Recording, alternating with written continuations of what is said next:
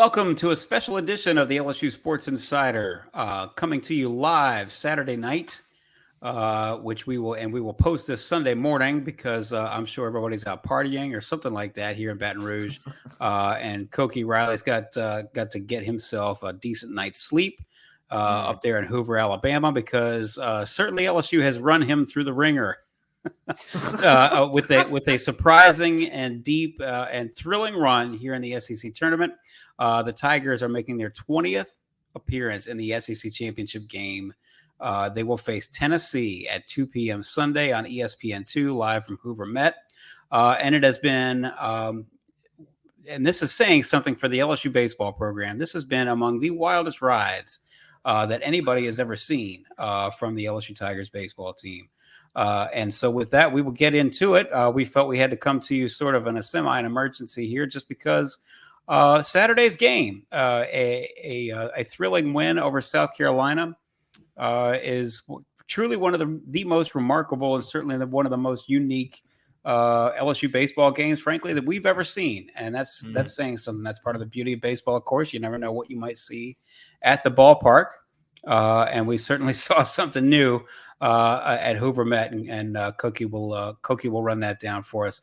How you doing up there? Are you making out okay? You haven't visited the Cheesecake Factory 18 times yet, or how's life in Birmingham? It's been interesting. It's just been a really wild ride, and I've been sweating a lot because it's really hot and humid down here, and constantly getting water, and it's been a lot. This week has been a lot. It's been exhausting. It's been fulfilling at the same time. And as you were saying earlier, like, when is the LSU program and LSU baseball, really LSU sports in general, not entertaining? Like, they are the Russell Crowe meme of college sports. Like, they are. That's a great way to put it. Exactly. And this game it perfectly encapsulated that, and we can get into it right here. Well, so just a quick synopsis. The last time, of course, that we have come to you, we were previewing the SEC tournament, and let's obviously LSU felt well. I don't want to speak for Jay Johnson. He made an impassioned plea that he thought that LSU should make it in no matter what, even if they went 1-out at the SEC tournament. But you know what? The fact that he pitched Gage Jump, his number one pitcher, against Georgia on the first day of the tournament, tells you that maybe he felt like he probably needed to go ahead and make sure that they got one win. They did get a huge win, a big RPI win against Georgia, followed by another even larger RPI win against Kentucky the following day. They come back in yet another thriller to beat South Carolina on Thursday night. And they had a day off, which they desperately needed to come back for the semifinals against South Carolina, as it turned out. And they face South Carolina Saturday afternoon again. And Koki, this was one of, as we said, this was one of the most remarkable games you could ever hope to see. And let's start with the issue that everybody probably wants to talk about, which is what the hell happened for 18 minutes while everybody was trying to sort this out, to set up everything, in the 10th inning. As LSU is out there against South Carolina. What went down?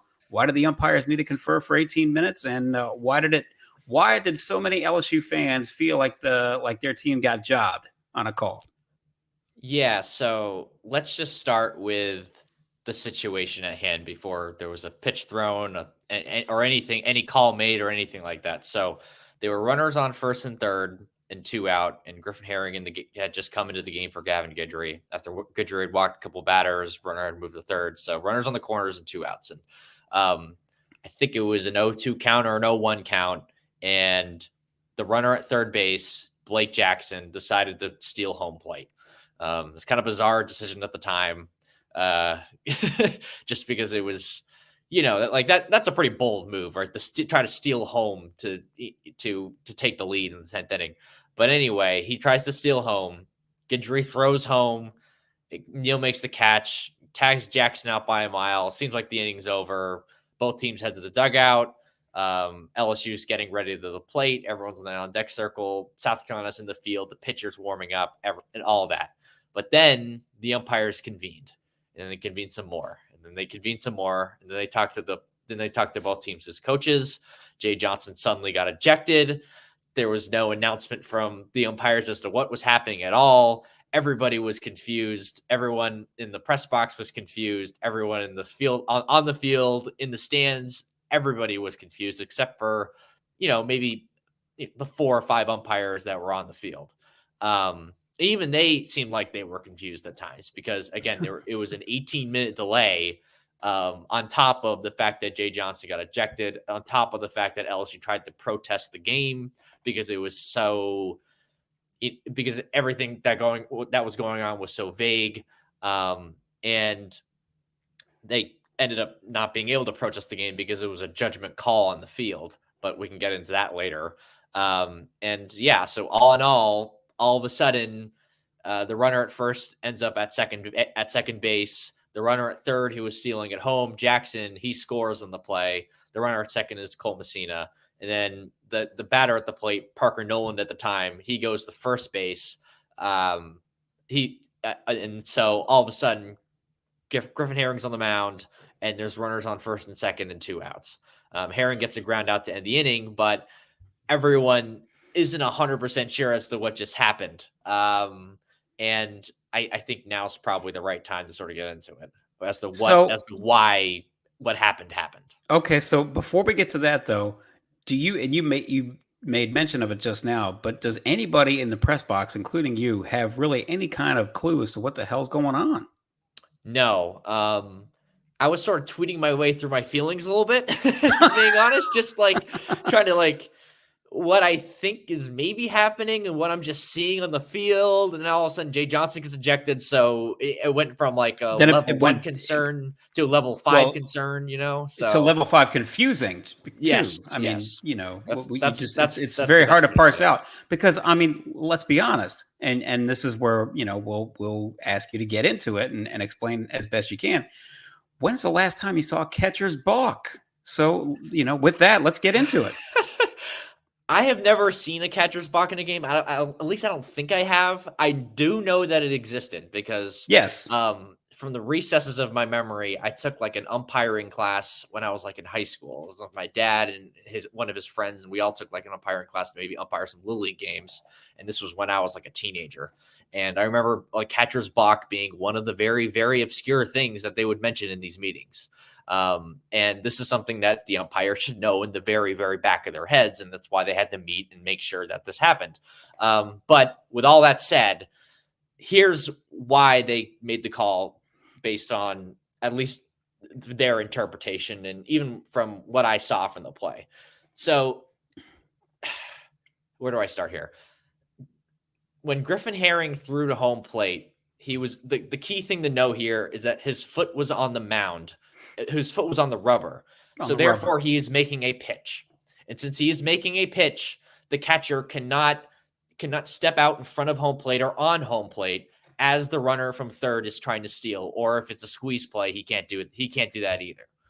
Because this is technically a pitch, correct? And therefore the batter has to have a chance to, right. Exactly. Therefore, because since this is a pitch, then the catcher is now interfering with the batter's ability to hit the ball, and he's also causing a balk because if he's stepping out in front of the plate, he's acting as if the play is live, but it's a pitch. Right. So the runner at third has the right to go home on the pitch and has the bag, if that makes sense, right? Mm-hmm. But if Herring had simply stepped off the mound, stepped off the rubber, and had thrown home, none of this happens because therefore the play is live and home plate is treated as if the runner's trying to steal third base or second base, and he's trying to pick him off.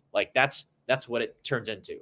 But since his foot was on the rubber and he was throwing home, that's a pitch. And since it's a pitch, then Neal isn't necessarily restricted to the catcher's box, which I saw there was some talk about that. He's allowed to have a foot outside the catcher's box. That's not the question. That's not the issue here. It's the fact that he stepped over or onto home plate. In this case, he was in front of home plate. And because of that, that's a balk. Because again, it not only does it impede the hitter, it's also technically impeding the third baseman, the runner at third. because it's a pitch on the play. Right. It's not a pitch until after it crosses the player, gets past the plate, and then the catcher catches it, and therefore that's when the play is live. Yeah. Okay. So even Jay Johnson says, and I quote from your story up at theadvocate.com, quote, "I've never seen that call before. I've got to be honest. Long time coaching baseball, 24 years now or whatever," end quote. So clearly it's not just the casual fan who's, perplexed and maybe seen something that he or she has never seen before. Exactly. And I'll say this call is just rarely made because either one of the teams never points it out, or the umpires just don't catch it in the moment. And that's one of the reasons why it took 18 minutes to figure it out. That's one of the reasons why it only happened because Mark Kingston on the South Carolina dugout pointed it out to the umpires, being like, "Hey, I think this just happened." And then the umpires had to convene, and that's why it took forever. And if you want to argue at the fact that, why did it take so long? Why didn't they just catch it in the moment? It's just very hard to put that on too much of that on the umpires, because again, this is such a rare scenario. And I think I was talking with Todd Politz after all this had gone down, and Todd works for LSU, and he's volunteering as one of the SID helpers for the SEC this weekend. And he said that there was a play in the Tennessee Vanderbilt game on, I believe, Wednesday, where something like this pretty much happened and it just wasn't called. So, it's just kind of bad luck for LSU in that moment, that the fact that someone even caught it or even thought of it in the first place, because it's a rule and it's by the rule book, but it's such a rare play that no one really calls it, even if it's something that does happen, maybe slightly more often than we think it does. So, it's just bad luck for LSU, if I'm being totally honest, because I don't want to blame the umpires too much for this, because again, they went by the rule book and got the call right, because ultimately Herring's foot was on the mound, on the rubber, and that's the key, on the rubber. And Brady Neal did step in front of home plate. So because of those two things happened, that is by rule, that is a catcher's block. So it's absolute madness. But I think LSU fans are going to hate me when I say this. I think they got the call right. So one of the other sub-layers, as you mentioned, one of the other sub-layers to making this so difficult and making it an 18-minute ordeal for them to sort out is that this play is not reviewable. Yeah. Yeah, exactly. So they it's not like soccer where they can go to VAR or something like that. LSU tries to protest this play under protest. Explain to us why they couldn't really protest. But because it's a judgment call, right? Okay. So it's a judgment whether Neal was on or in front of home plate. And for that reason, you can't really protest a call that's just purely based on a judgment. And the fact that you can't review it means you can't really go back and see whether they had actually made the right call or not. But if you look back at the video, Brady Neal is at least over, if not in front of home plate. Oh, it's not up for debate. It's not up for debate as to whether he's over the plate or not. Exactly. The only thing that's really in question is whether Griffin Herring came off the rubber. And he was definitely on the rubber. He was going through a pitching motion, and it was like it was almost like a pitch out, like a situation, right? And and again, if Griffin Herring simply takes his foot off the rubber and throws the home, none of this happens, because it just gives the catcher more leeway to treat home plate as if the shortstop would treat second base, or as if the third baseman would treat third base in a similar situation, like a pickoff situation. Think of it like that. But it's not a pickoff situation if he's still on the rubber and just throwing home. It's a pitch. So one way or the other, this comes about, and of course LSU fans are none too pleased. Jay Johnson clearly none too pleased. He gets tossed. We will get to his status here in a moment. The fans are not happy. One way or the other, we move on. And Koki, this may be, I don't want to put words in your mouth, but this may be why we love baseball so much. because somebody like Mike Fontenot or Dustin Pedroia or Lenny Dykstra, or in this case, Steven Milam, all 5'8", 172 pounds of him, Monster Milam, takes care of business. It doesn't matter really what happens with a catcher's balk when the smallest guy out there on the diamond connects for a home run to walk him off. How about that? Take us through it. Yeah, absolutely. And Hayden Dravinsky draws a walk, and then Monster Milam comes up and just takes that high fastball and drives it out of the park as a right-handed hitter when he's a switch hitter and a natural lefty. And it's just more evidence that Milam has really figured out SEC pitching. And this is not just something that's happened during the SEC tournament. This is something that's been brewing for the last couple of weeks in SEC play. And it's something that he had a lot of trouble with for really the first half of SEC play. And now he's not only hitting the ball, but he's driving the ball. And you're kind of seeing that power from him. And if he keeps on playing like this, that's a major league player. And I don't care about his size. And Jose Altuve exists, and Dustin Pedroia. Yeah, we talked about Dustin Pedroia, Lenny Dykstra, these little guys. I mean, and the key thing for him, if he wants to be a major leaguer, is to show off that power. And the fact that he can do it now from both sides of the plate is really a huge development for LSU, and obviously for his future prospects as a pro player. And it was just an absolutely remarkable moment. I mean, I remember as I was trying to write about what the heck just happened in the top of that inning with the whole, catcher's balk situation, he hits the home run. I'm just like, you got to be kidding me! Like, this is unbelievable chaos. Well, and that was the end of the chaos, and the catcher's balk was clearly the most explosive part of the chaos. But it was a day of chaos from start to finish. Let's talk about LSU falling behind 8-0, and somehow coming all the way back. I mean, this has been. I don't want to put words in your mouth, Koki, but we're talking about, is this seven in a row now, going back to Ole Miss? Yes. Well, I guess 8 in a row if you want to count the. Well, no, 7 would be 7 in a row because it didn't play a midweek game in the last. Yeah. Yes, 7 in a row, including some of the heaviest of heavy hitters here at the SEC tournament: Georgia, Kentucky, 2 over a fairly game South Carolina team. And now they're going to face Tennessee. If anybody would have told you 2 weeks ago that they're going to go 7-0 against the schedule, I don't know that anybody would have really believed. That would have required something of a willful suspension of disbelief. But they go ahead. They had to throw a whole bunch of guys because there wasn't a whole bunch of outs to be had early on in this game. And we discussed, obviously, when they got to Saturday, they were probably going to be. It might be a bullpen game, regardless of how well the bullpen throws. But one way or the other, you saw 9 pitchers in this game. You get all the way back to 10-10, and then Griffin Herring comes in, and you see what happens. But how about this run? How about this run by the LSU baseball team? And then we'll get to Jay Johnson and whether he's going to be around in the dugout for the championship game against Tennessee on Sunday. Yeah, absolutely. And I mean, it was already a wild and crazy run before any sort of catcher's interference or catcher's block or any of that stuff, or any Steven Milam walk-off home run. I mean, just the dominant wins over Georgia and Kentucky, when you have your best pitchers on the mound like that, showed that they, for the first time really all season, they played like a team that could make the College World Series easily. Yes. Not just make it, but make it easily. They played like a team. They played like last year's team. Like, that's what it felt like. And when they had dominant pitching on the mound and good offense that could punish mediocre pitching, which is exactly what you saw in those 2 games.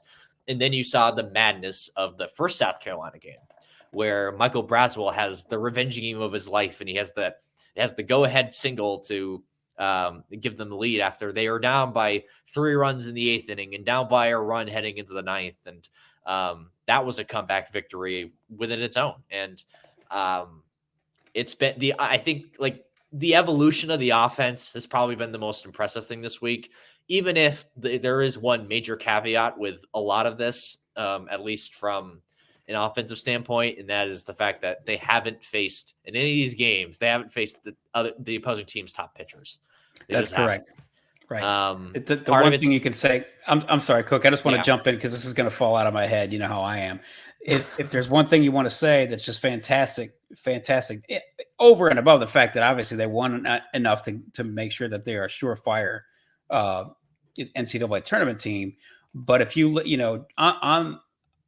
you take it for face value, you beat Georgia, you beat Kentucky, you beat South Carolina, which is a good team, twice, and now you're facing Tennessee. Listen, it doesn't matter what kind of regional you get put in. There's not going to be a regional field that's as strong as that one right there. And LSU has won 4 games in a row, much as they may have to do in a regional. But there is that one caveat, as you said, which is they've yet to face somebody's ace. And rest assured, either on Friday or on Saturday, the first or second game of whatever regional they find themselves in, they may wind up facing aces back to back, depending on what kind of draw they get. But I'm sorry, I digress. Go ahead. Yeah, no, exactly as you said. I mean, Georgia and those games weren't important enough for Georgia and Kentucky to move up their top guys and pitch them on 4 or 5 days of rest. The games just weren't important enough for them. Georgia's locked into a hosting spot. Kentucky is going to be a national seed. So given that, and that they were facing, I don't know, they're midweek guys basically. You should score 8 runs and 11 runs in those games, and they did, that's a good sign. Like there have been times this season where they have faced teams as day 3 pitching, and they just haven't scored enough runs to win. And that was the rule actually. That was the rule rather than the exception for most of SEC play. Yeah, exactly. And then with the South Carolina team, they're a weird team that they don't really have starting pitching.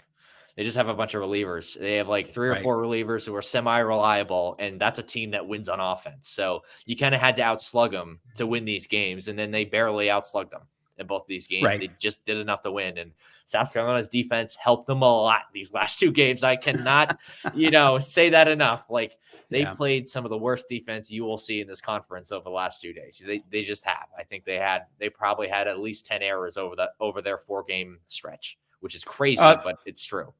Oh no, certainly in the game on Thursday, the defense melted down. And I mean, you can make that case obviously for Saturday as well. Nice, not for nothing, but nice of Michael Braswell to have his, just as you say, call it a revenge game if you like. But playing a little bit more. I know he kicked one around earlier in the tournament, but his defense has been much better too. Yeah, the whole team's defense has played very well, really, in the last couple of weeks, but especially in this tournament. Like that's been really highlighted. I mean, obviously you have Alex Milazzo behind the plate. You have Michael Braswell making better plays at shortstop. You already had plus defender at second base. Tommy White didn't have the best day today at third base, but he's been a lot better than he was last year. Jared Jones's improvement at first base. You already had plus defensive outfielders out there, and all of a sudden you have yourself a pretty good defense, and their defense is playing a lot better right now overall, I'd say. And then offensively, again, like they're punishing mediocre to bad pitching, which is what you should be doing. And that's a good thing. Even if you want to say that, when they face one of these teams with great pitching, what's it going to look like? Right. But they have faced some good pitchers this year, and the results haven't been as, I guess, poor as you would expect them to be, given how especially given ups and downs, Right. I mean, we just got done saying they for whatever reason never capitalized on the Sunday starters, going against the Sunday starters, the game 3 starters against in so many of those SEC series, which means that if they were getting their wins, in all likelihood they were getting their wins against the game 1 or game 2 starters. So it's an odd thing. Okay, well let's. I'm sorry, Koki, because I do want to get to this. This is something that I'm sure everybody wants to know. We haven't addressed it yet. Jay Johnson, he gets ejected. In this weird 18-minute exchange on Saturday. Is he available to be in the dugout on Sunday at 2:00 when the Tigers face Tennessee? Yes, he is. There was a question as to whether he would be available after the game because it was the second ejection of the season. And if you're ejected twice, apparently you are awarded a suspension for the next game. And that ended up just not being the case, whether it was because it was in the SEC tournament and not the regular season. That's not totally clear, but he will be available to coach on this championship game. So that's definitely good news for LSU. And that's definitely, good for Jay Johnson's psyche, because the poor guy would be a mess if he couldn't coach this game. So yeah, that definitely scores that. So Let's talk about LSU and Tennessee. They obviously played 3 times up in Knoxville earlier this year, last month, April 12th, 13th, and 14th. Loss. Tennessee beats them 6-3 in the first game. It beats them 3-1 in the second game. Beats them 8-4 in the third game. First things first. Who pitches for LSU in this championship game on Sunday up at Hoover Met? That's a fantastic question, Perrin. I don't think anyone really knows. I don't know if I mean, we can go in Jay Johnson's hotel room right now and ask him, and he probably wouldn't even give us a straight answer. If he knows, he's not giving an answer. Jay Johnson, Yeah, as you and I have discussed, has a lot of football coach in him, where he's going to do a little bit of cloak and dagger stuff, which is right. Exactly. There's that, but I also think genuinely, like Tennessee kind of just beat Vanderbilt, so they didn't even know who they were going to play, let alone who they were going to pitch and who's available to pitch. And there's some names that I think we could very easily see. Like I think Nate Atkinhausen, the fact that he'll be on 2 days of rest after throwing 30 some odd pitches on Wednesday, I think he'd be available. I'd be surprised if he wasn't. I think Griffin Herring could maybe potentially be available. I've got to double check his pitch count from today, but I don't think it was anything major. But I also don't think they can throw him like 50 pitches either. Christian Little will also be on 2 days rest, but he threw like 51 pitches against South Carolina. So his availability is a little bit questionable in this game. But I mean, every guy you could possibly think of, except for Cam Johnson, pitched today, Correct. So I don't know how willing they are to throw these guys who aren't necessarily top of the line guys in this championship game on no days rest tomorrow.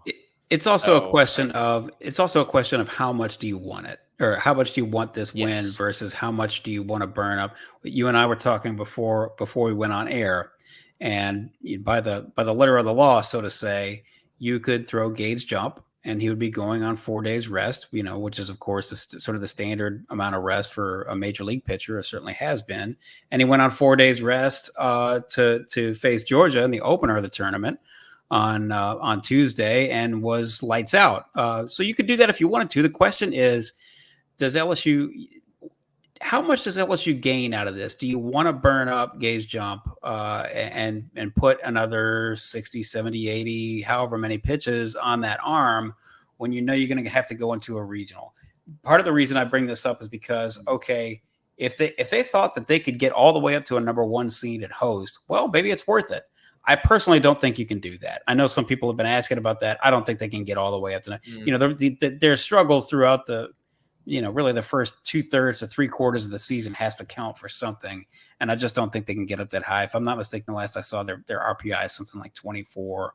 And so I don't think that's realistic. And therefore, how much do you gain by winning or losing this game and also burning up Gage Jump and, some of your frontline guys?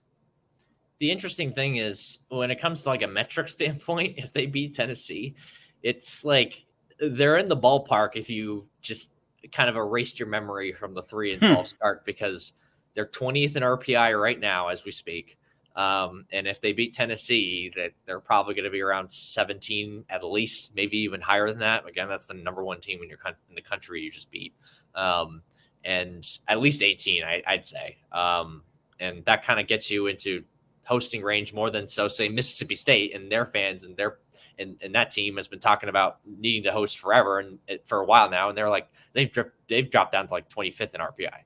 So that kind of gives you an idea of like, weirdly, if you just stare at the metrics, right. And KPI, which is the other, I guess, resume comparison metric tool that the committee will be using.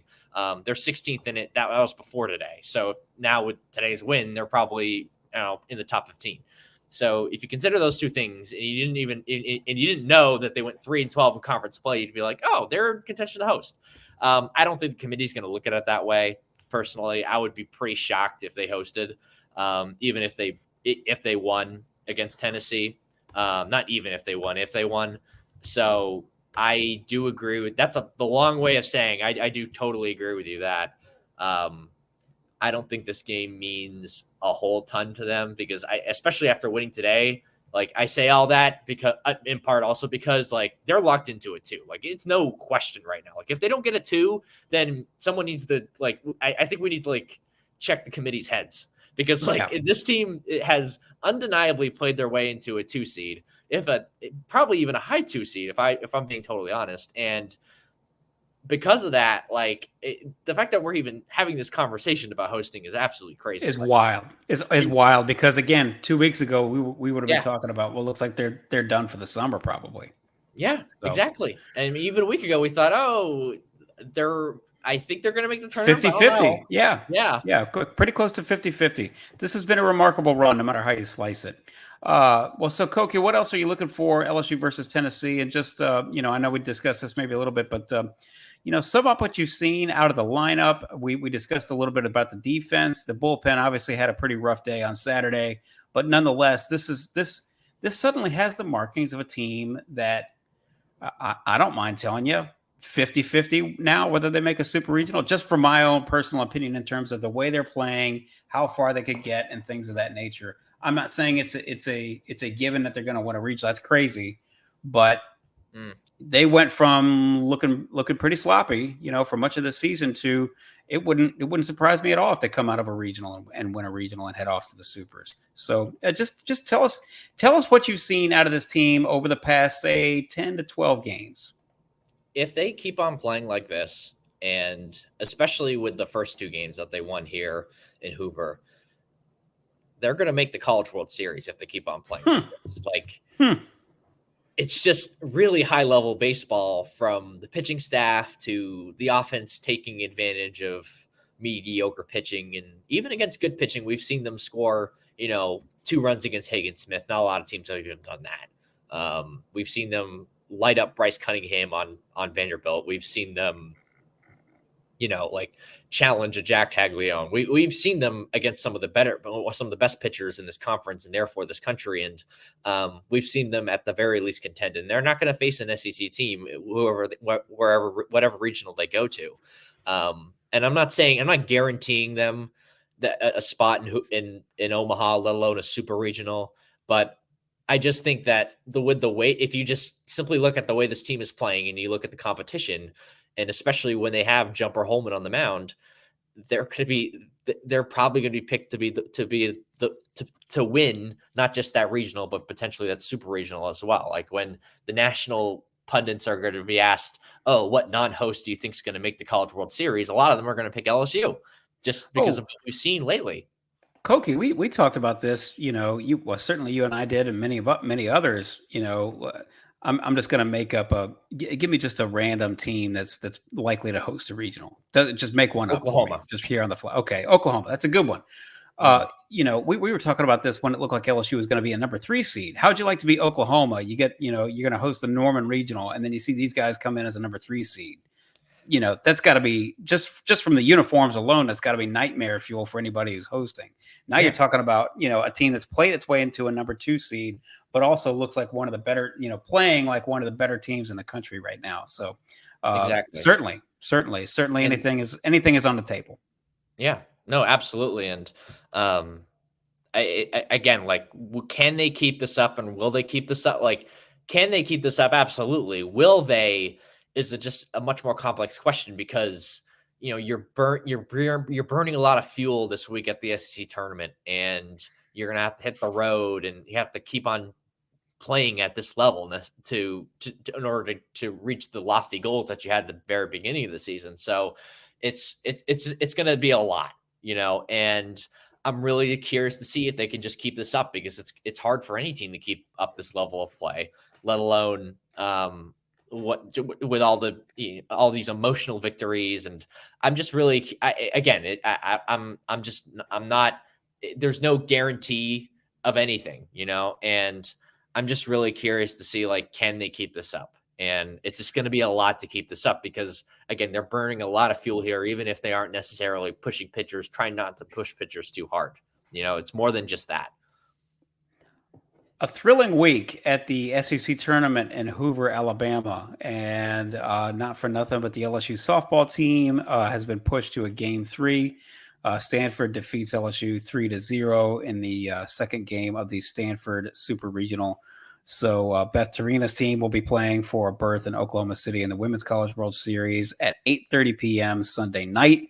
And that will come just a few hours after LSU faces Tennessee in the championship game of the SEC tournament in Hoover, Alabama, at the end of what has been just a thrilling ride at the SEC tournament for the LSU baseball team. At a time when we were again 2 weeks ago wondering whether the postseason was going to be a real possibility for the LSU baseball team. So they have given us something to talk about, something to keep a close eye on yet again at the LSU campus. And so that has made so many LSU fans, of course, pretty happy as they head into the Memorial Day weekend. So Koki, this has been a pleasure. You're certainly getting your money's worth. I hope the hotel vending machine is not empty. You're going to need a little more caffeine to start your day and keep your weekend going. But this has been quite a bit of fun just to see this sort of lunacy unfold. It's been lunacy in the best sort of way. Again, LSU versus Tennessee at 2 p.m. Sunday on ESPN2. The rest of the tournament has been on the SEC Network. This will be on ESPN2 to close out one way or the other what has been a wild ride at the SEC tournament. Koki, anything you want to add before we sign off for the day?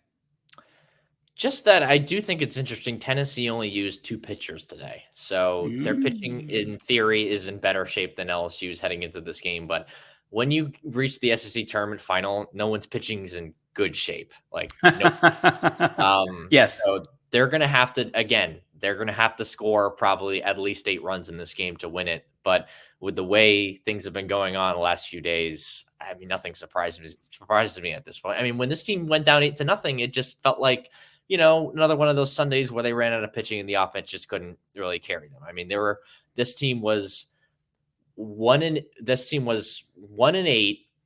in game 3s of SEC series heading into the Ole Miss series. They have now won in not just 1-8 in those situations, but 1-8 in situations where Holman and Jump didn't pitch right against the SEC competition. And now they've won 3 straight of those games against Ole Miss and South Carolina twice. So it just tells you how much things have changed for this team lately.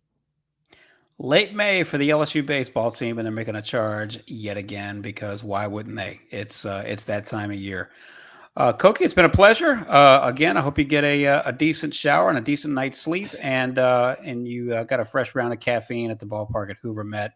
Appreciate you jumping on here as we're coming to you late on a Saturday night. We'll post this on Sunday morning to give everybody something to look forward to and to recap what has been not only a wild day, but a wild run through the SEC tournament. For Koki Riley, I'm Perrin Keys. This has been the LSU Sports Insider.